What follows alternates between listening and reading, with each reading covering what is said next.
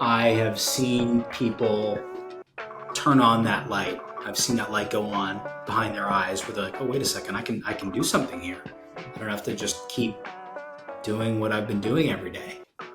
So that's the white pill. So if you're listening to this, I'm talking to you. This is not a business where you take polls. It's a business where you think. You're not right or wrong because 1,000 people agree with you. Per dimostrare che 2 più 2 fa 4.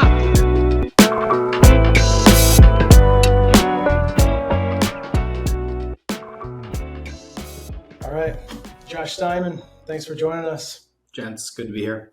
Thanks for being on. Thanks for letting us come to your office to do our podcast. You're our guest. We're your guest. What comes around goes around. Yeah. Good deal. So, Josh, you've been officer in the Navy, worked in the White House, done multiple startups. A lot of things we could talk about here, but I want to start with Galvanick. What was the catalyst for you starting a startup? Why Galvanick? How did that whole process come together? Yeah. At the White House, I was the senior official in the United States government responsible for all cybersecurity. So that doesn't mean that like it was my job to change passwords. It means like policy, incident response, and overall strategy. And so for 4 years, for President Trump's time in office, from the first day to the last, whenever weird things were happening in cyberspace, I got the phone calls, literally like the 2 a.m. phone calls, the 3 a.m. phone calls. They never actually call the president. So that debate question of like, is this person going to be ready for the 3 a.m. phone call? The person who actually gets it is the National Security Council senior director for that office, who then makes a decision. Do I want to wake up the National Security Advisor, who then makes a decision about do they want to wake up the president? So the first phone call comes to the NSC senior director, usually. So if it's bad enough, they'll just call the National Security Advisor. So for many years, I got the phone calls. Lots of things happen in cyberspace on my watch, including SolarWinds, NotPetya, WannaCry, could go on. And with many of these incidents, there were huge implications for America's industrial base and the global industrial base. And I'd been attuned to this problem for many years, including from my military time. But over the course of the Trump presidency, it just became very clear that this was going to be a major challenge going forward. And so when I left the admin, I pulled together 2 friends who became my co-founders, and I said, let's go take a look at this. We did 6 months of customer discovery, technically was unemployed, and just cold calling people, dialing and asking basic questions. There's a great book called The Mom Test, which I recommend anyone that wants to start a startup read. And it's about asking questions that elicit responses that make it very hard to lie to you. The title comes from the fact that like you go to your mom and you're like, Mom, I'm going to start a company. She's going to say, honey, you're going to succeed at whatever you want to do. Let me tell you about my idea. Of course, honey. Tell me. This guy. Yeah, of course. And friends will do the same thing, Yep. even customers. And so the book, The Mom Test, it's outstanding. I recommend it. Teaches you how to ask questions in such a way that you hopefully get real information. So we did that for many months and ultimately came up with the idea that we're now executing against. Excellent. So for you, you got out of your work at the White House, National Security Council. You could have done a lot of different things. I'm assuming with your experience in the Navy, White House, like there are many directions you could have gone. Why create a startup? No one called. I mean, I knew I wanted to start a company from very early. I'd been at a startup before I'd gone to the NSC. I wanted to go back. Previous to that, I'd started multiple other companies. Certainly people in my position at the White House often get lots of invitations to go work as a lobbyist or take cushy jobs at big tech companies. come be a venture capital partner. I got none of those phone calls. I'm sure part of that was political. I'm sure a lot of it was political. But the other part was that I did not advertise myself in that job for 4 years because my job was to work on behalf of the president. And so I may have given like 3 public speeches, and they were very targeted in order to achieve specific political outcomes that I had been tasked with by the president. So whereas other people go out and they, go to wherever and advertise themselves, I'd just done almost none of it. And so all that stuff combined resulted in the fact that, I wasn't that bent out of shape about it, but it is a political reality. And many people in the admin, ones that especially comported themselves well, just didn't have the traditional opportunities that one often has when leaving public service. Mm-hmm. So you guys spent 6 months, just pure research, pure ideation.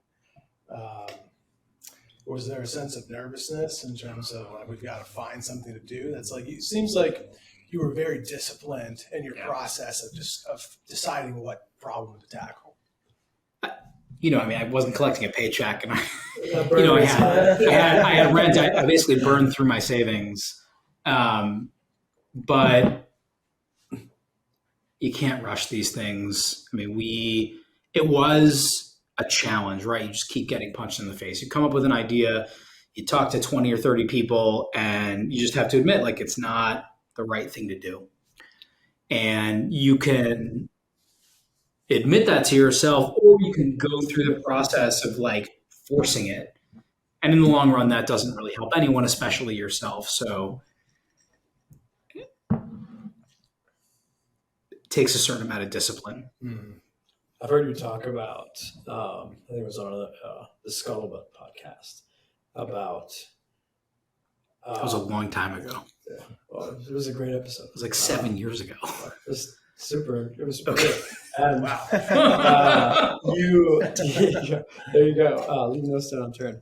So, but you were talking about,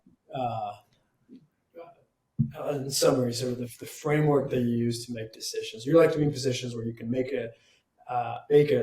decisions that give you feedback on reality. Yeah. So, how did that process play into choosing the startup? That's a great question. Yeah,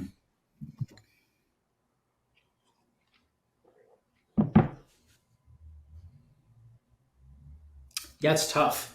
So obviously this mom test book and the questions and the architectures of how you go about structuring social engagements with potential customers, it is about that fact or that structure about how do you get real information out of a social engagement with someone. So I think like that's half of my answer. And then the other half is even when you come up with an idea for a company, you have to consistently be having conversations with people that in many ways can be awkward. And not awkward for them, but awkward for you because you have to empathize with them enough to continue having conversations past where you would want to have them. So for example, like asking someone, why do you want to pay for this? If they've already agreed to pay for it, like, great. But you got to be willing to go that extra step. And this is something that we work on every day. We haven't found product market fit, so I'd caveat it around that demarcation line. But you have to be willing to have that conversation so that you can get real information. So your customer, at least our customers, tell us interesting things. And the point is that we're at a small enough number of them that those questions that, again, may be awkward to get the answers to actually contain real information. And so you can't allow yourself to feel comfortable because one or two or three things make you think that, oh, there's enough data that says we're going in the right direction. It's like you almost have to continually be asking questions that might lead to negative outcomes. I don't know how to describe. There are other people that have described this better, but you just keep finding out more information, and that's critical because then the information that you get in those conversations where you ask someone like, "Why are you really doing this?" They might say something like, "Well, my insurance broker says I have to," or, "Well, my board says that this is really important," or et cetera. You could go on, and there's any number of reasons why people make purchasing decisions, especially in B2B SaaS. But you have to know what those things are because it'll help you target the next sale, understand what the actual value proposition is, et cetera. And like I said, it's not always what you want it to be. You guys are the best option, the best software, out there. It's like, sometimes there's information in there that you need to get. Yeah. So again, you guys, the team seems very disciplined in terms of exploration and documentation. You've talked about data entry a lot. Data entry is a superpower. Again, you seem to have a lot more systems than a lot of the fly-by-night founders who are just whipping something up, failing fast, getting products out. What systems have you put in place to record interactions, feedback, people? How does that work? Yeah, we use an object-oriented database right now. I've talked about it on Twitter. It's called Airtable. It is. We love it. Yeah, it's intuitive to use. It allows a lot of integrations. And I try and record as much information about whatever it is that we're doing in terms of our interactions with potential customers, potential investors, supporters, you name it. I try and capture as much of it there. And then when it comes to long form stuff, we use a piece of note-taking software that we can access across the team as sort of a place where we have long form information about what we're doing internally, et cetera. And so to me, data entry as a discipline is important because I may seem like an extrovert. I may be an extrovert, but my default is often to wait, which means that if it were not up to me, I would not be out emailing people every week. But I force myself to send those 500 emails every single month. And sure enough, unexpected responses come back every month from people that are like, "Oh, I forgot to do X," or "I was meaning to introduce you to Y," or "We were just talking about this and we need Z," et cetera. And unless you've built a system that allows you to move those wisps of information into a singular place, I just think that as an executive or an entrepreneur or someone doing something novel, you're leaving value on the table, right? Like you're not giving yourself that opportunity to generate those serendipitous interactions that come from upstream discipline, right? So when people say to you, "I'd love to know how things are going," take them at their word. Be like, "Fine, I'll sign you up for my monthly emails," right? And I send emails out to people that decline to invest in us. I send emails out to people that decline to buy the product. I send all these people. I had good interactions with them. So, and they said, "I want to stay in touch." What you're doing there. Yeah, exactly. Sure enough, what happens? Every once in a while, one of those people come back and they're like, "Hey, I'd love to actually cut you guys a check now." Or they come back and they're like, "Actually, the reason why we weren't interested was because there was this guy who was at the company, his cousin, and this and that. And now, actually, we've got this opportunity, and why don't you come in and talk to us?" And so you just never know. So you have to sort of do that groundwork, lay that foundation, and then put in place a process that just continues to engage with the world. Mm-hmm. And so I think my job is basically that, is data entry, email, communications, and I think they're all inexplicably linked. That same discipline, you seem to apply it to, I've seen you tweet about sort of vetting or looking at people. The message to Garcia essay that you posted, I had never read before, and I sent it to like 10 different people. Yeah. It was amazing. Yeah. So how do you've commanded teams in the Navy, you're now leading a company. How do you choose your team? How do you pick your guys? What things are important for you as you assemble a team? Yeah, it's interesting because in this situation, my CTO has a technical team, and most of the people that we hire are technical. And so, do you have a technical background? I wouldn't call it a technical background. On a standard distribution, I'm sure you'd put me like somewhere above the 5th percentile of people. But like, I know real technical people, like really tech, and so I am not that. I've coded in several computing languages in the past. I've built websites. I've built network architect. I've built networks. I've done X, Y. I read extensively, but that to me is not. It doesn't qualify me. It means that I'm like technically literate, right? Like I can generally understand like the things that we are doing and describe them and translate them. But am I going to hop into GitHub and start committing code? Yeah. No, absolutely not. Last time I operated on the command line was installing Urbit on my personal laptop back in 2017 when it was really hard. Well, I shouldn't say really hard. Yeah, but it was like a command. Yeah, it was a command line undertaking, and I successfully did that. And that was basically like I still kind of had it, and I was like, all right, I think this phase of my life is done. Somewhat of a hacker myself. Yeah, exactly. So I'm sure my real technical friends would laugh at that. Yeah. In no way saying that I am. But anyway, so yeah, I'd say I'm technically literate.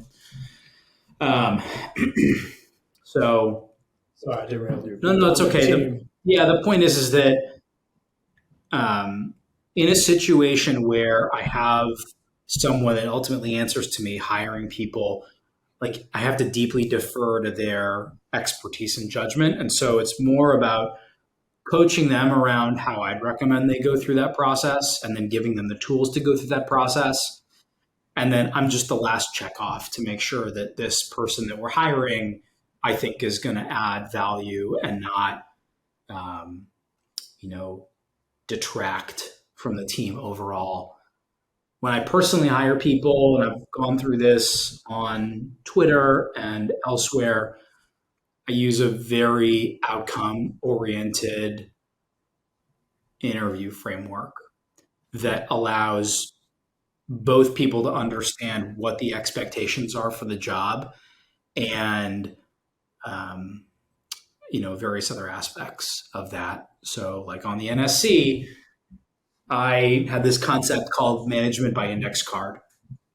You're hiring people for 1 to 2 years, and I would show them, it wasn't so dramatic, but basically I had a small index card. It was like, they were usually like 3 by 5.5 inches or something like that. And every single person that worked for me had an index card. And the index card was like, what major initiatives are you working on? And there were anywhere from like 2 to 5 on there, things that would take months to years.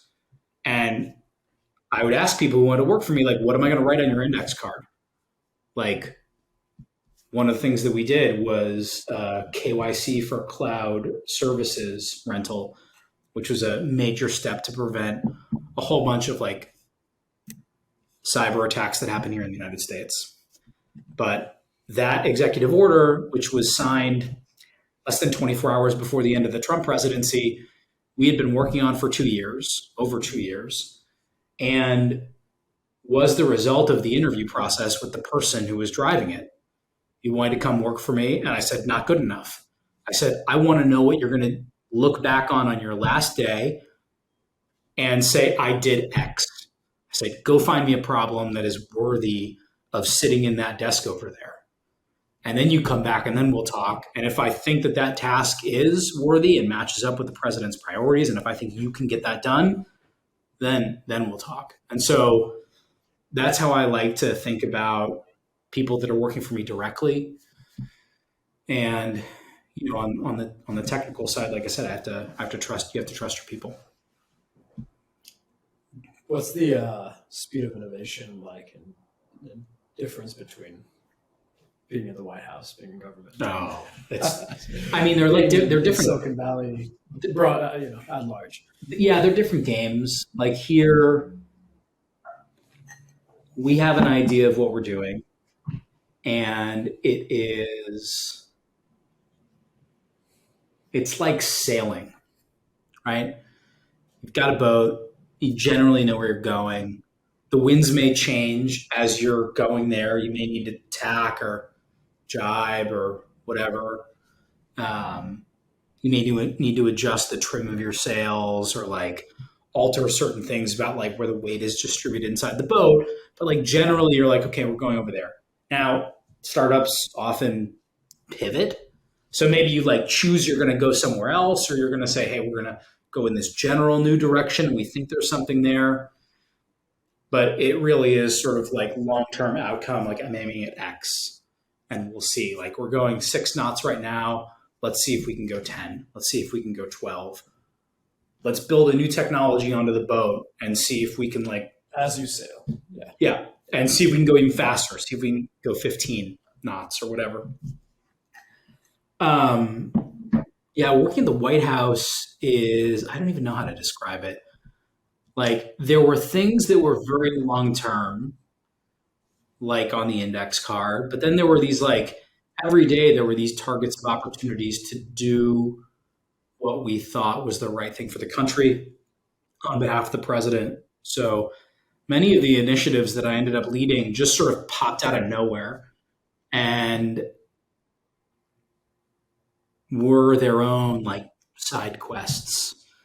And, sitting in that office on the NSC is very much choose your own adventure style.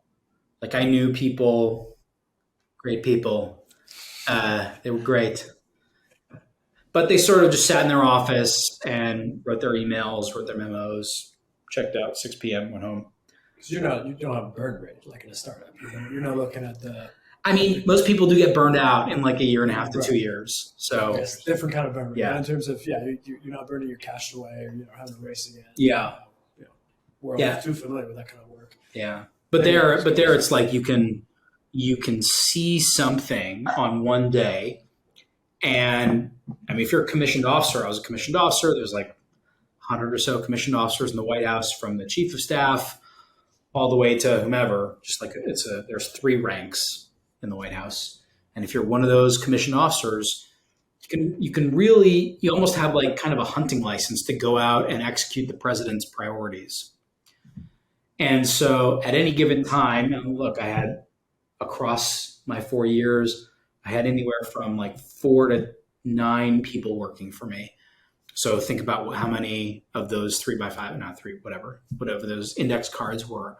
So at any given time, I had, call it 10 to 20 initiatives in flight at once. And each one of those represents its own little chess game of like, who wants the outcome we want to push towards, who doesn't, how are those people influenced, who else is trying to affect that environment, et cetera. So it is much, it's much broader, honestly, like I'm not trying to downplay the complexity of running a startup, but it's just it's a different game. Working at the White House probably is the most mentally demanding thing I've done. This is just like, it's discipline, right? It's much more, it's almost physical. What made it so demanding in the White House? Everything had like 6 different factors or dimensions in terms of like a certain policy. And there's like 3 cabinet officials that are opposed to what the president wants to do. How are they going to communicate this to the president? And being able to intercept that and make sure that, the right message gets there. How's the process going to work itself through and then get to the president? like what are their subordinates or other people's subordinates that want slightly different things. It's like, it is like multi-dimensional. It's this multi-dimensional chess game, like per issue. And it's all overlaid in this like interpersonal, high stakes, anytime you walk into that compound, like anyone's cortisol, if you're in a professional capacity at the White House, like your cortisol levels are off the charts. So like, I always made it a priority to go talk to people, which was, I found most of the time de-escalatory. But like, if you don't talk to someone, you just read someone's email, like every single email, again, your hormones are just like, off, and you're just like, this person's trying to, stick it to me or whatever, like X, Y, or Z. And you can just like totally get on tilt on anything and everything. And so you take heightened emotions, you take incredible pressure, you take global impact, and then incredible complexity. And at the senior director level, again, across a breadth of issues, multinational corporations, like CEOs are calling you and they're like, better not freaking do this thing or whatever. You've got cabinet officials doing this, you've got like, et cetera. So it's a lot. It's fun. If you can do it well. I think I did it well. This is much more, it's like going to the gym every day. It's like, let me work on my form. Let me like, it's leg day today. I have to remember to do my cardio. It's like, I have to go do some research on like, I'm going to do face pull. Let me figure out what good, form looks like for face pulls. And you're like doing it and you're like focusing on things. It's much more like metronomic, right? Like I kind of know what I'm going to be doing every day. Like talking to investors, I'm talking to customers, I'm sending emails, I'm putting together sales copy. You just go through the list, like, and the point is that like, can you be excellent at those things repeatedly and every day? And like, there are going to be days that you're not excellent. Like, there's a few days ago where I was just, it's been very busy these past few days. We came out of stealth last week and, I probably spent an hour like just staring at my inbox, like clicking through emails and like not taking action. And like after an hour, I was just like, what am I doing? Get up from your desk, go take a walk, like do some push-ups, and then come back and be like, I have to do the thing. Every day I have to do the thing. Every hour I have to do the thing. You guys were setting this thing up. I was at my computer, like my inbox. Like you have to like send the emails, set up the meetings, like do all of the things. And so, like I said, I find it much more like working out or like getting ready. I played sports in high school and college, and I find it much more like that. Yeah, that makes sense. You got a White House scenario where it's about controlling narrative versus just doing work. Context switching. Totally. Yeah. The boss gives you a mission like, hey, how do we make sure that the global telecommunications environment continues to enable, freedom? Like, go figure that out. Like, okay, great. Yeah. Like, I'll see you in 6 months when I come back with some answers. There's a startup is like, you need to sell, close another customer, close another customer, close the next one. Yeah, exactly. Yeah. Tell us about the startup. We know what it is, but for people listening, we danced around it on the podcast. What do you guys do? What problem do you solve? Yeah, we secure industrial systems and networks against cyber attack. So what does that mean? Many of the recent high-profile cyber attacks have had a physical aspect to them. For example, the NotPetya attack from 2017 impacted Merck's production line, cost them over $1 billion because the drugs that were being manufactured during and after that attack were no longer assured to have been produced to the standards. Maybe it had affected the mixtures or something like that, but Merck had to recall all those drugs. So $1 billion of impact. You have other cyber attacks that have targeted power grids, taking those power grids offline. You have cyber attacks that have threatened to explode oil refineries, and the list goes on. I do threads every once in a while. Toyota's tier 2 OEMs, and I think Toyota themselves in Japan, like down for several days last year because, again, a cyber actor got into those networks and deployed code or took actions on the network that prohibited the companies, Toyota and its subsidiaries, from utilizing the physical hardware that was theirs and on their networks. So like, do the robots do the thing that they are supposed to do right now? And if the answer is no, or we don't know, it's like we're not operating. So we've basically taken the past 30 years and connected most industrial systems to networks. And then most of those networks are now connected to the internet. And so whether it's critical infrastructure like power, water, sewer, or manufacturing facilities, distribution facilities, your Amazon facilities are highly digitized. And so as we have done all of that, very little attention has been paid to the security around those systems and networks. Because of the scale of implementation, or why? It's a hard thing to do. Yeah. It's just a hard thing to do. There aren't many Americans that understand how to secure digital industrial systems. There's like less than 10,000. And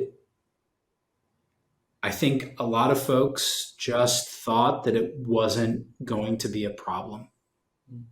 And, there are stories that I tell off camera about this that people have confided in me. I won't do that now, but I can just tell you that as people were building out and integrating these systems into the digital environment, it was a passing and ultimately ignored thought around security. Okay. So the check is coming due. And so we're building a platform that essentially allows a kind of digital overwatch of a manufacturing or industrial or logistics or infrastructure style facility that just watches in real time everything that's happening in every aspect of that facility, and then correlates all that activity together. And then when it sees activity from multiple places, multiple indicators that can be tied together, then we notify the operator around, hey, you should go look at X. There are companies that operate in this space. Most of them operate on a single type of information stream. So like a CrowdStrike sitting on a laptop, or a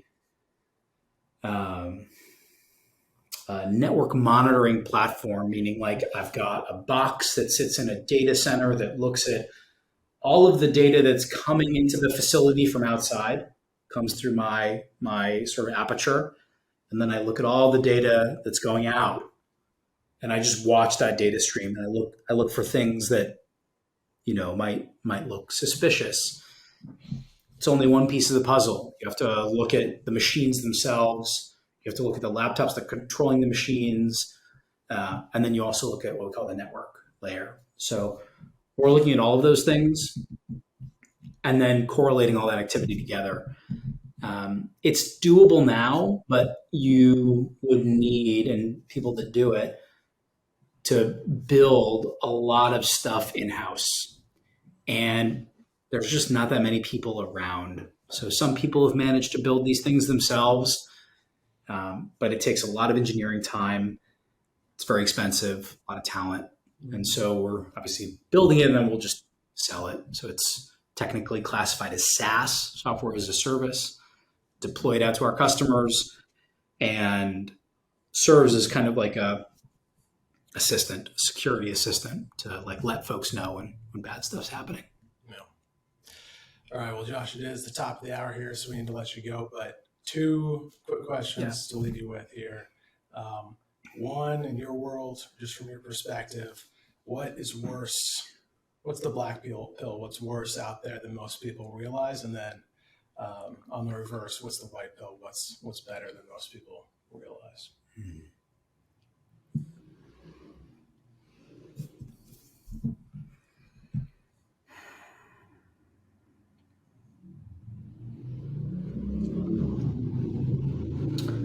I'd say it's one pill.